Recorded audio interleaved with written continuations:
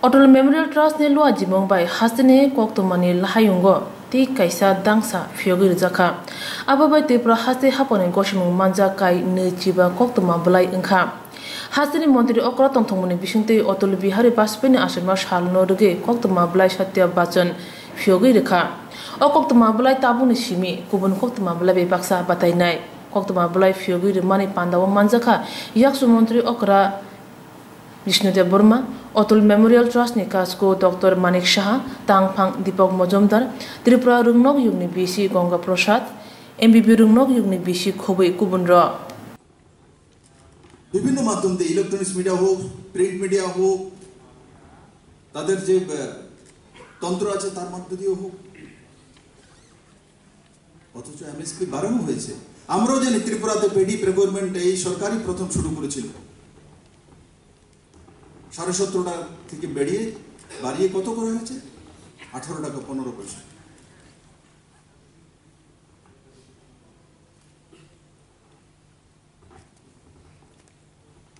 আমি যখন গ্রামে যাই তো কিছু কিছু লোক আমাকে বলে আজকাল বলছে এই কমিউনিস্টরা যা গ্রামে গ্রামে বলছে এবার পেডি প্রকিউরমেন্ট হবে না এবার এমএসপি তে ধান কেনা হবে না ত্রিপুরা তো বিভ্রান্তি করার চেষ্টা ত্রিপুরাতে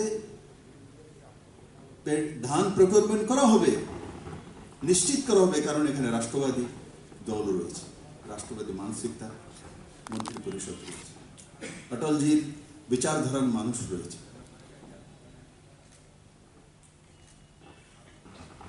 যখন কৃষক বন্ধুদের সঙ্গে আলোচনায় কেন্দ্রীয় মন্ত্রীরা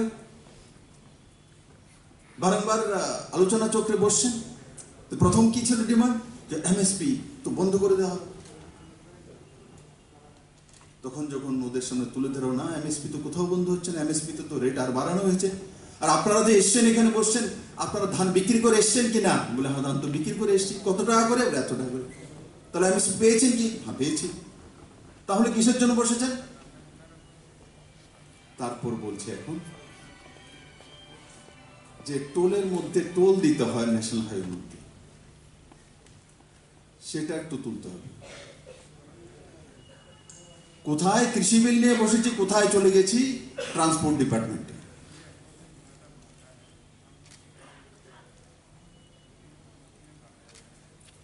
কিসের জন্য বসেছিলাম কৃষি বিলের তা বোঝার জন্য অধিকার আছে সবাই একসঙ্গে বুঝে নেবে তেমন ডেমোক্রেসি কেউ একবারে বুঝে কেউ 10 বারে বুঝে কিন্তু বোঝার অধিকার আছে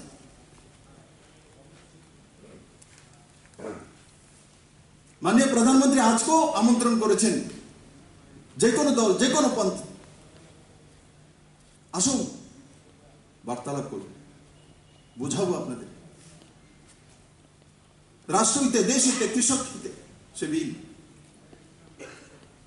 কিন্তু কোথায় চলে গেছে এখন চলে গেছে ন্যাশনাল হাইওয়ে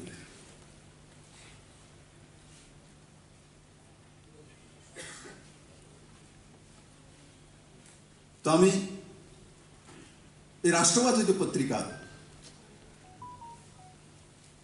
সেটা আমার পূর্ণ বিশ্বাস যখন অটলজির নামে হয়েছে সে রাষ্ট্রচিন্তন রাষ্ট্রহিত দেশের সমৃদ্ধি মহিলা সশক্তিকরণ যুবা ও রোজগার সরকারের সঠিক তথ্য সরকারের ভুল ত্রুটি সেগুলো নিশ্চিত এই পত্রিকার মাধ্যমে আমরা দেখতে পাব আমি অনেক সময় আমার পত্রিকার বন্ধুদেরকে কোনো সময় যদি ডাকি বলি তুমি একটা জিনিস অনেক সময় জিজ্ঞাসা করি বলি যে আপনি যে ডিপার্টমেন্টের এই বিষয়ে লিখলেন ডিপার্টমেন্টে ফোন করেছেন কি জিজ্ঞাসা করা উচিত না আপনি খবরটা এক জায়গাতে কালেকশন করেছেন ভালো কালেকশন করার পর সেই ডিপার্টমেন্টের স্পষ্টীকরণ কি নেওয়া উচিত না उत्कृष्ट पत्रकारितार की सेटा उदाहरण ना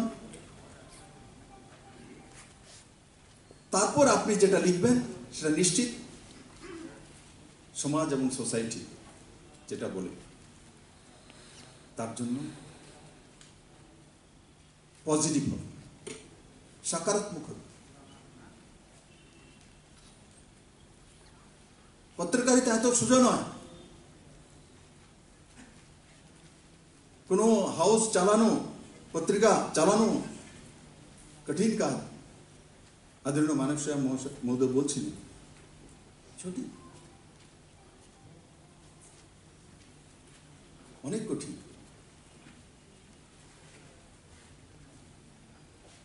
কিন্তু সেই কঠিনাইয়ের মধ্যে সুন্দরতা, স্পষ্টতা,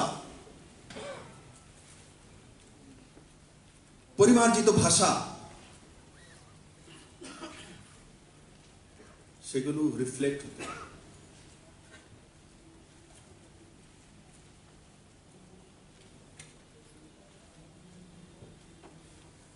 মাপা তোলা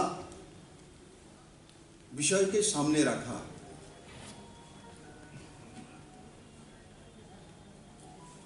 এক আন্দোলন থেকে আরেক আন্দোলনে না যাওয়া, যে বাইরে কোনো কিছু হতে পারে ত্রিপুরা। ছেলেমেয়েরা শিক্ষিত হয়ে গেলে পুনা থেকে আর আসে না, মুম্বাই থেকে আর আসে না, দিল্লি থেকে আর আসে না, কলকাতা থেকে আসে না, গুয়াহাটি থেকে আসে না। বুড়ো মা বাপ এখানে থাকে, টেলিফোনে কথা বলি সন্তুষ্ট হয়ে যায়। আজকে পুনা ছেড়ে আগরতলা চলে আসছে, দিল্লি ছেড়ে আগরতলা চলে আসছে। তার কারণ রাষ্ট্রবাদী মানসিকতা, রাষ্ট্রবাদী সোচ ত্রিপুরাতে ডেভেলপড হয়ে গেছে। মাননীয় প্রধানমন্ত্রী নরেন্দ্র ভাই মোদী, যেখানে একটাই লাইফলাইন ছিল আসাম আগরতলা রোড, আজকে সেই রাষ্ট্রবাদী পুরুষ কটা রোড দিয়েছে? 2.5 বছরে 7 খানা রোড জোরে দিয়েছে ত্রিপুরার সঙ্গে লাইফলাইন। কোথা দিয়ে? একটা আসাম আগরতলা রোড পেপসোটার হচ্ছে, চড়া হচ্ছে, কাজ শুরু হয়ে গেছে। প্রায় 3,200 কোটি টাকা ন্যাশনাল হাইওয়ে কাজ হচ্ছে। তারপর আরেকটা অল্টারনেটিভ রোড, যেটা চুরাইবাড়ি হয়ে, কুমারঘাট হয়ে, খোয়াই হয়ে আগরতলাতে আসবে। 40 কিলোমিটার কম হবে তার দূরত্ব, ও 2 থেকে 2.5 ঘন্টার মধ্যে চুরাইবাড়ি থেকে আগরতলা পৌঁছে যাবে। তার রাস্তা তৈরি হচ্ছে। আগরতলা থেকে আখাউড়া হয়ে, বাংলাদেশ হয়ে কলকাতা পর্যন্ত রেল লাইন তৈরি হচ্ছে। গোমতী নদীতে রিভার প্রোটোকল রোড স্যাংশন হয়েছে, ট্রায়াল হয়েছে। গোমতী নদী হয়ে কতটা পর্যন্ত যাবে সেই প্রোটোকল রোড কেউ কল্পনা করেছিল? ড্রেসিং করার পর গোমতী নদী থেকে সোনামরা হয়ে মাননীয় প্রধানমন্ত্রীজির কনস্টিটুয়েন্সি বারাণসী পর্যন্ত যাবে, তার ব্যবস্থা করে দিয়েছে মাননীয় প্রধানমন্ত্রী। তারপর সেখানে থামেননি, চিটাগাং বন্দরগাহর সঙ্গে নর্থ ইস্টের মধ্যে সবচাইতে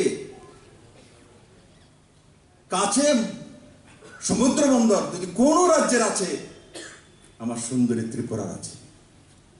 যেই ত্রিপুরাকে একবার এক সময় বলতে ছোট রাজ্য, কিচ্ছু হবে না, গরিব স্টেট, আজ সেই ত্রিপুরা নর্থ ইস্টের করিডোর হয়ে যাচ্ছে বন্ধু। নর্থ ইস্ট রাজ্যগুলির করিডোর হয়ে যাচ্ছে। কারণ গুয়াহাটি থেকে হলদিয়া বন্দরের দূরত্ব 1541 কিলোমিটার, আর গুয়াহাটি থেকে চিটাগাং বন্দরের দূরত্ব মাত্র 600 কিলোমিটার। তো গুয়াহাটি কোথা দিয়ে ট্রান্সপোর্টেশন করবে? হলদিয়া দিয়ে করবে না চিটাগাং দিয়ে করবে? আর যখন চিটাগাং দিয়ে নর্থ ইস্টের সমস্ত রাজ্যগুলো ট্রান্সপোর্টেশন শুরু করবে, সবচাইতে লাভবান যদি কোনো রাজ্য হয় সেটা আমার ত্রিপুরা রাজ্য হবে। তারও শুরু করে দিয়েছি। আইসিপি কাজ শুরু হয়ে গেছে, লজিস্টিক হাব শুরু হয়ে গেছে, স্পেশাল ইকোনমিক জোনের কাজ শুরু হয়ে গেছে, আর মৈত্রী সেতু এই ডিসেম্বরে কমপ্লিট হয়ে যাবে। তারপর ওই দিকেও প্রধানমন্ত্রী ছাড়েননি। মৈত্রী সেতু পার হওয়ার পর সিঙ্গেল রোড আছে, যেটা 36 কিলোমিটার গিয়ে বিশ্ব রোডে ধরবে। সেটার জন্য মাননীয় প্রধানমন্ত্রী 700 কোটি টাকা দিয়ে বাংলাদেশ দিয়ে সেই কাজ টেন্ডার দিয়ে কাজ শুরু করার ব্যবস্থা করেছেন। সেই দিশাতে ত্রিপুরা চলে যাচ্ছে। আর তার সঙ্গে সঙ্গে চিটাগাং বন্দরগাঁও থেকে আরো ব্যবস্থা করে দিয়েছেন। চিটাগাং বন্দরগাঁওতে আশা করি পত্রিকায় থাকবে না, সত্য ভাষণ যখন না, এবং এই পত্রিকাটা যেমন রাষ্ট্রবাদী পত্রিকা, সেটা সবচেয়ে বড় কথা। রাষ্ট্রপতি পত্রিকার কি দরকার ত্রিপুরা রাজ্যে? এখন বিভিন্ন মাধ্যম এসছে, ইন্টারনেট আছে, টিভি আছে, সোশ্যাল নেটওয়ার্কিং আছে, সব কিছু আছে। কিন্তু প্রিন্ট মিডিয়া এখনো প্রিন্ট মিডিয়া, ছাপা অক্ষরের এখনো ভ্যালু অন্যরকম। আমরা এখনো ভারতবর্ষে ছাপা অক্ষর বিশ্বাস করি, এবং অনেক সময় দেখবেন পার্লামেন্টেও ছাপা অক্ষরের মাধ্যমে ডিবেট তৈরি হয়, পত্রিকার খবর দিই। ত্রিপুরা অ্যাসেম্বলিতেও বিরোধী দলের নেতারা পত্রিকা বগল চাপা করে নিয়ে আসে, প্রশ্ন করে আমাদেরকে, সেটা চলে। এখন ছাপা অক্ষরে এখন সম্মান আছে, আর এই সম্মানটা থাকুক, আমরা চাই সেটা, আমরা চাই এই সম্মানটা থাকুক। এবং আমরা সবসময় বলি আজ অটল বিহারী বাজপেয়ীর জন্মদিন, এবং সত্য ভাষণ আমার পত্রিকার আজকাল প্রকাশিত হবে নতুন রূপে, এবং সেটা একটা ন্যাশনালিস্টিক পেপার হবে, আমি আশা করব। আমার কনফিডেন্স আছে সেটাই হবে। কিন্তু ভারতবর্ষে যে আমরা রাষ্ট্রবাদ বলি, সেটা সংকীর্ণ রাষ্ট্রবাদ নয়, সেটা প্রশস্ত রাষ্ট্রবাদ। এই রাষ্ট্রবাদ কিন্তু ব্রিটিশ রাষ্ট্রবাদ মতন নয়, কলোনি বানাও। ভারতবর্ষ ছিল ব্রিটিশের কলোনি, আফ্রিকার পুরাটাই ছিল ব্রিটিশের কলোনি, অস্ট্রেলিয়া ছিল ব্রিটিশের কলোনি, উপদেশ বানানো। ভারতবর্ষের ইতিহাসে কোনো উপদেশগুলো আমরা বানাইনি। উপদেশ তৈরি করার রাষ্ট্রবাদ ভারতবর্ষের রাষ্ট্রবাদ নয়। ভারতবর্ষের রাষ্ট্রবাদ অন্যরকম, বা বাজার ক্যাপচার করার জন্য রাষ্ট্রবাদ নয়। এক দেশের কাঁচামাল নিয়ে আর দেশ তৈরি করা,